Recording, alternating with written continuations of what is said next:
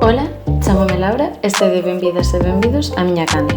No vídeo de hoxe imos a falar de Arredor de sí, de Otero Pedrallo. Para comezar, imos a falar de Ramón Otero Pedrallo, que é o autor, do cal tamén xa falamos no vídeo que vos vou deixar nas tarxetas de suxerencias ou tamén na descripción deste vídeo por se aínda non o vistedes. Otero naceu en Ourense en 1888 e morreu ali mesmo no 1976. Estudou en Santiago de Compostela e máis tarde en Madrid e no ano 1932 foi electo como representante de Ourense nas Cortes Constituíntes da República de España. Viviu durante moito tempo no seu pazo de Trasalba, o cal se pode seguir visitando hoxe en día, e pese a estar casado non tivo fillos.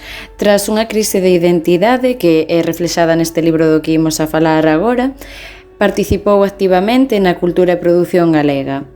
Así pois, foi integrante das Irmandades da Fala, tamén publicou en editoriais ou periódicos galegos e foi un dos integrantes da Xeración Nós xunto con Risco. Menciono a Risco porque é curioso que estes dous autores naceron no mesmo edificio e foron como unha especie de veciños, polo cal coñecíanse bastante ben. De feito, Risco tiña a creenza de que Otero só era feliz en Madrid, pero bueno, como poderemos ver por o seu libro, isto non é exactamente así. Coa Guerra Civil Española e logo coa dictadura sufriu un exilio interior porque o seu pensamento político custoulle o traballo, mas por sorte non foi fusilado nin tivo que exiliarse fora do país, mas si dentro do propio país. E durante ese tempo publicou en castelán e baixo pseudónimos, nunca usando o seu verdadeiro nome. Viaxou a América, en concreto a Argentina, onde puido ver por última vez o seu amigo Castelao, que estaba exiliado. De feito, podería facer un vídeo sobre a Xeración Nós.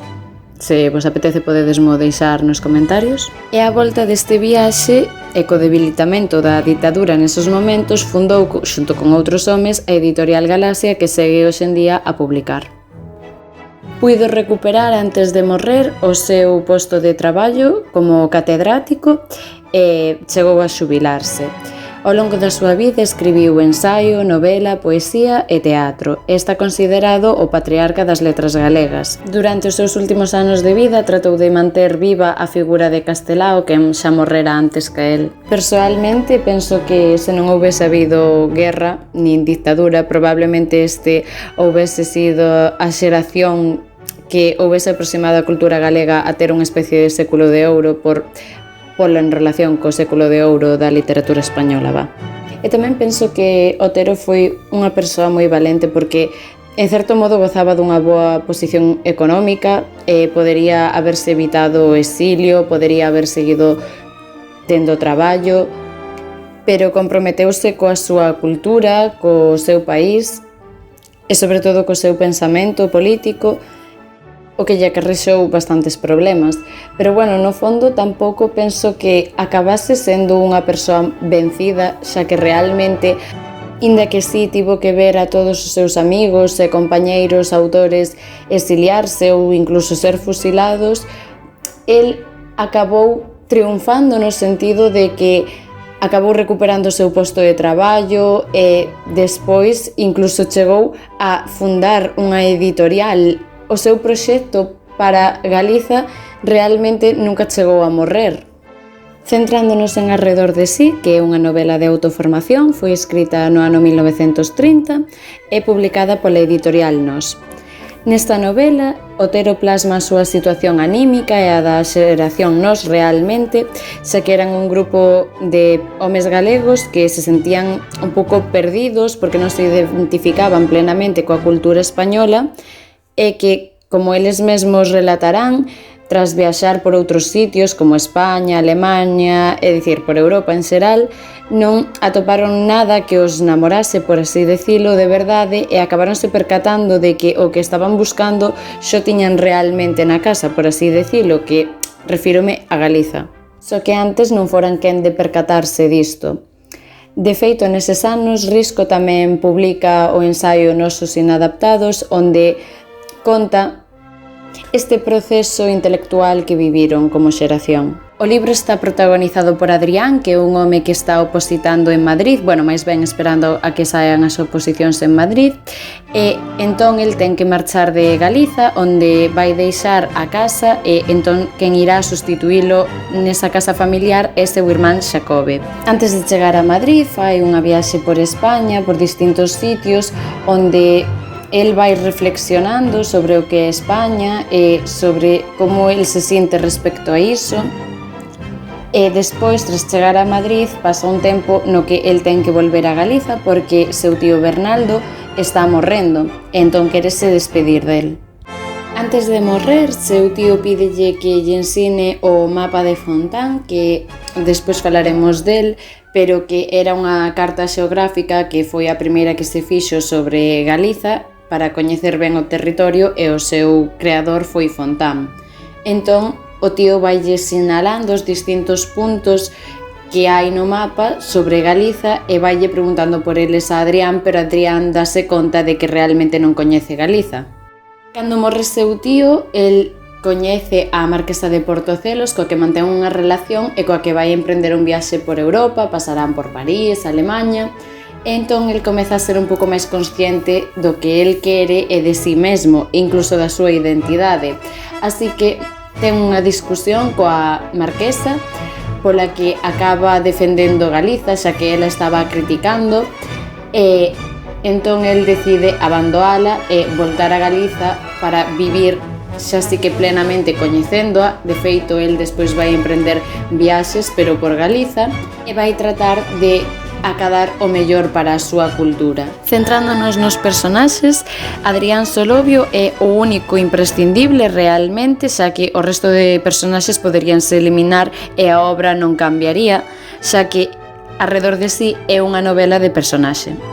Adrián é un fidalgo de 30 anos que é o heroe e ten un espírito ético e que realmente a súa contrafigura sería seu irmán Xacobe, que é moi deportivo, non ten espiritualidade e, de feito, o seu espírito, por así decirlo, sería totalmente material, práctico e aberto á modernidade, xa que non respeta nada que teña que ver cos sentimentos nin coa moralidade. De feito, deixa preñada a unha moza do pobo que se ve obligada a abortar e a emigrar, marchar do pobo.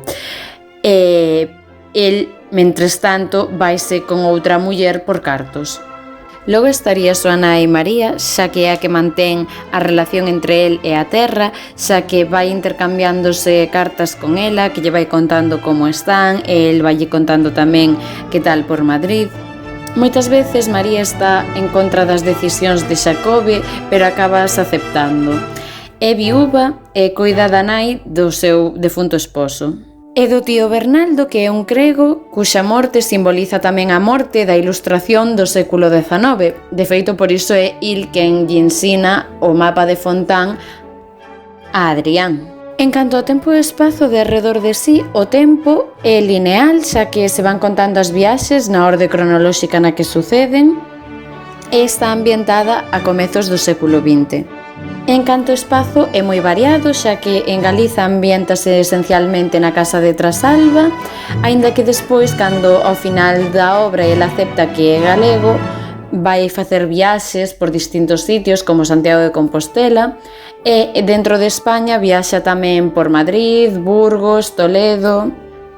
Viaxe esencialmente por Burgos e por Toledo porque é onde el ubica pois o nacemento do español e como pode coñecer mellor esa cultura, e despois, en canto ao viaxe por Europa, viaxa por París e Alemanha esencialmente. Por París porque é onde vai descubrir como funciona o centralismo, e por Alemanha que é onde despois vai a ter a ruptura coa marquesa de Portocelos. A estructura da obra é circular, xa que comeza en Galiza e remata en Galiza. Son 15 capítulos nos que está dividida e ata o capítulo 10º alterna porque nos impares contase a viaxe de Adrián, pero nos pares está centrado en Galiza. O capítulo 8 trátase dun relato intercalado que é supostamente escrito polo propio Adrián e que titula el mesmo como Nosa Señora das Lavercas. Os 5 últimos capítulos, do 10 ao 13, son a viaxe por Europa, o 14 supón o regreso a Galiza e o 15 sería a súa conversión ao galeguismo, xa que hai unha unificación entre os episodios narrados en Galiza e os narrados polo propio Adrián, aínda que tamén se pode ver como a unión entre o urbano e o rural. O narrador é en terceira persoa, aínda que a obra asemellase máis a un caderno de notas, porque hai moita psicoloxía dos persoaxes e tamén se fan moitas referencias a autores, filósofos. Por iso se di que, en certo modo, Adrián é un pouco un trasunto de Otero. E Risco foi quen estendeu que tamén era un pouco trasunto da xeración Nós. Finalmente, podemos falar tamén dos libros ou autores que menciona Otero nesta obra porque tamén o influenciaron a él como autor. Por exemplo, menciona un libro de Baroja, que creo que era La Busca, e a Huysmans, que é un novelista do gusto de Otero, xa que era un pesimista respecto á vida moderna. Pero a principal fonte para este libro, para Arredor de sí en concreto, é unha obra do século XVIII de Goethe, que se chama Wilhelm Meister. Non sei pronunciálo ben, así que escribirei.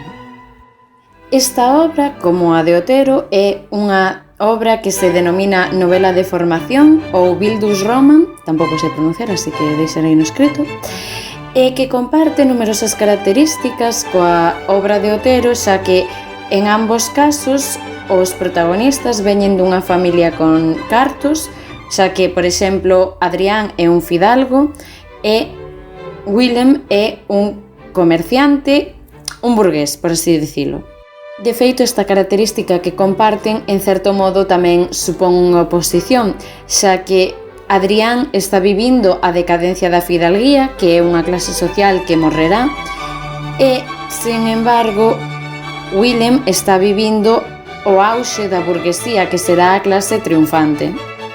Por outro lado, os dous comparten inquedanzas espirituais. No caso de Wilhelm é pola súa condición social e no caso de Adrián é máis ben pola súa identidade. Os dous son autores. Wilhelm, de feito, intercala unha obra de teatro que compón e, como xa vimos, Adrián intercala a súa noveliña Nosa Señora das Lavercas. Tamén ambas obras contan a peregrinación dos protagonistas, xa que van contando a súa viaxe e como se van atopando a si mesmos. As obras teñen un fin brusco. Por unha parte, Adrián, que discute coa marquesa de Portocelos e regresa moi pronto a Galiza, aceptando que é galego, e no seu caso, no caso de Wilhelm, acaba aceptando a súa condición social. Os autores destas obras xa empregaran os nomes destes protagonistas. Por exemplo, Otero escribira sobre un Adrián Solovio, solo que este era escrito con B, noutra obra, e Goethe escribira sobre Wilhelm Meister noutra obra tamén. Os dous teñen certos antagonistas, por así chamalos. No caso de Wilhelm é Werner, que é un amigo que pensa totalmente o contrario ca el, e no caso de Adrián é, como xa vimos, Xacobe. E finalmente estaría o influxo que exerce outros persoaxes sobre o protagonista. No caso do persoaxe de Goethe é Jarno, quen lle ensina as obras de Shakespeare a Wilhelm e polo que el se acabará interesando polo teatro. E no caso de Adrián é Bernaldo quen lle ensina o mapa de Fontán, quen lle ensina Galiza, por así decilo. E é aí por primeira vez onde il vai a contemplar que esa é a súa identidade. De feito, a partir de aí, nese punto da obra, o propio Adrián plantearase moitas veces a súa identidade como galego, aínda que tratará de rexeitala, pero vai acabar dándose conta de que non a pode negar, xa que, por exemplo, cando discute coa marquesa de Portocelos, el recrimínalle que todo o que ela ten é grazas a Galiza. E ata aquí o vídeo de hoxe. Se vos gustaría que seguise falando de Otero ou de algunha outra obra dil ou da xeración nos podedes mo deixar nos comentarios. Tamén, se vos gustou, podedes darlle a like e compartir o vídeo, e se non o fixestedes, podedes vos suscribir a canle. Vémonos no seguinte vídeo. Chao!